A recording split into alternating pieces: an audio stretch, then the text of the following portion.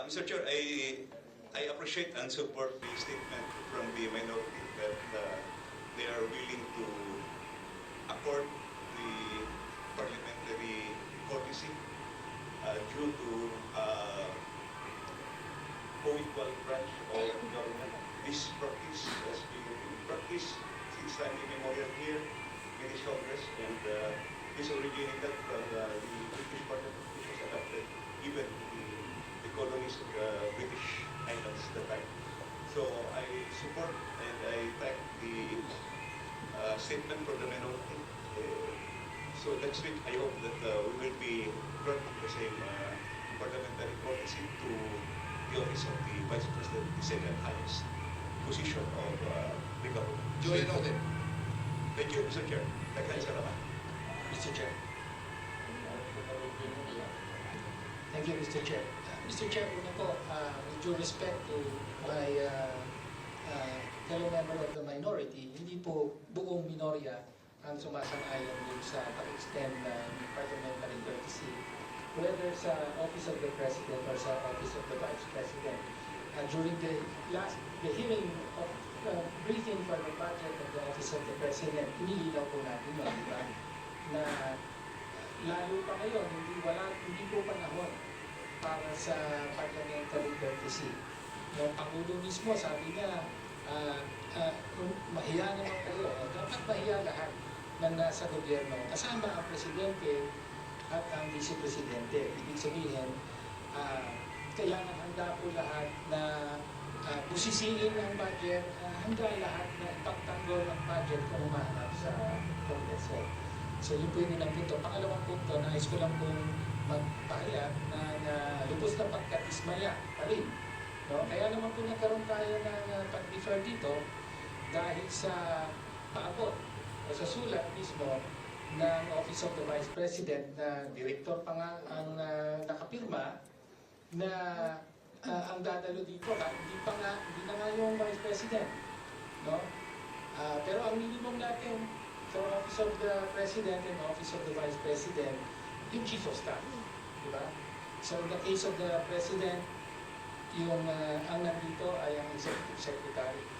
So in the past, no, ang nagpunta rito, yung mga Chief of Staff, kung hindi pwede yung Vice President mismo. Pero sa sulat nila, ano ba, asset po ba ang papupuntahin? An asset for budget. So, again, sabi ko nga, nagpapahayag ang kinatawag ito na lubos na pagkarismaya na hindi pa rin nagbabago ang Vice Presidente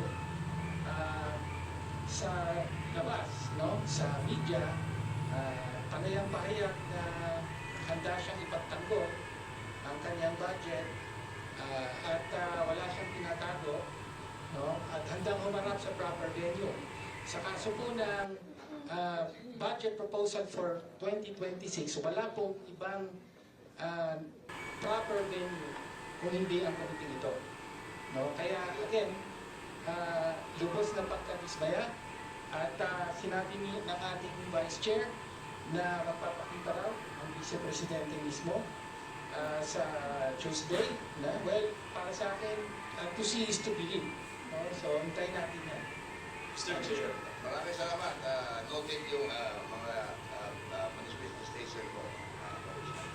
Mr. Chair, Yes. when I said the minority, what I mean is the majority. We respect the fact na kahit sa Duly Cuba, noted. we respect the fact na kahit sa Cuba ay gwapo. Duly noted. Thank you. Mr. Chair, just last manifestation from the independent Bigyan natin. majority na Bigyan natin ang senior citizen from Mindanao. From the independent, Mr. Chair, I would just like to make manifestation. You know, just to explain the rationale why we do give this parliamentary courtesy to a equal branch of the government. You know, I was already a congressman when VP Noli Di Castro was Vice President. I was the chairman of appropriations when VP Binay was the Vice President. I was also chairman of appropriations when VP Lenny Robredo was Vice President. Now, I am here also as a congressman when the VP is parliamentary courtesy is only granted at the committee level. Why? The reason is we give parliamentary courtesy as a co-equal because we give respect to a co-equal or a higher position of government. Kumbaga sa layman's interpretation, it is really, I would say, awkward for a member of Congress to question a higher officer directly. Pero pagdating doon sa floor, pwede because question will be congressman to congressman. That's really the rationale on here. But there were instances when the higher official or the co-equal official, like the Vice President, waived his or her parliamentary, I would say, parliamentary courtesy or parliamentary privilege. There were occasions in the past when the former Vice Presidents would say, thank you for giving me this parliamentary courtesy, but I will accept questions and I will answer the questions. Yun yung mga nangyari kaya nagkakaroon ng mga questions noong araw. This is just to share my experience, especially for the new fights, new congressmen who is just about to grasp what parliamentary courtesy is all about. There is no Mr. sufficient Chair? for experience from them. Mr. Chair. Mr. Chair, a short manifestation as well. Yes, please Kung go ahead. Okay. Maraming salamat, Mr. Chair. Galing naman to sa Gen Z ng Kongreso.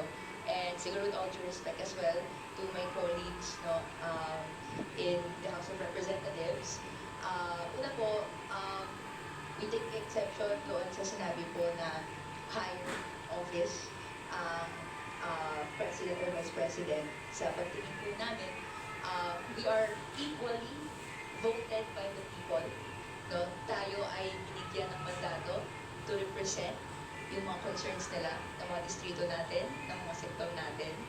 And sa sektor ng kabataan, ang pagtingin natin, no, we are living in exceptional times. And exceptional times call for exceptional measures. Ibig sabihin po nito, sa oras na ito na tinatanong ng taong bayan kung paano ba talaga ginagamit yung budget ng gobyerno para dapat sa hatid ng mga serbisyo, pero lumalabas ngayon na sa iilan lang na bubulsa ito, dapat mas proactive po tayo sa pagpusisi ng iba't ibang aspeto ng budget. Na wala pong takas sa mata ng mga representante na hinalal para gawin po ang mga trabaho na ito. So similarly po, Mr. Chair, nagpapahayag din yung representation na ito ng Tismaya na doon sa naging developments nito, no? And especially, right now, hanggang ngayon, years prior pa, hindi pa rin nasasagot kung saan napupunta at nasaan ang confidential intelligence funds ni Vice President Sara Duterte. So, and other than this, nandiyan, and ito, we're hoping na for Tuesday, no, may sagot saan po ba napupunta yung bondo ng OVP. Ito po ba ginagamit pang bili ng flights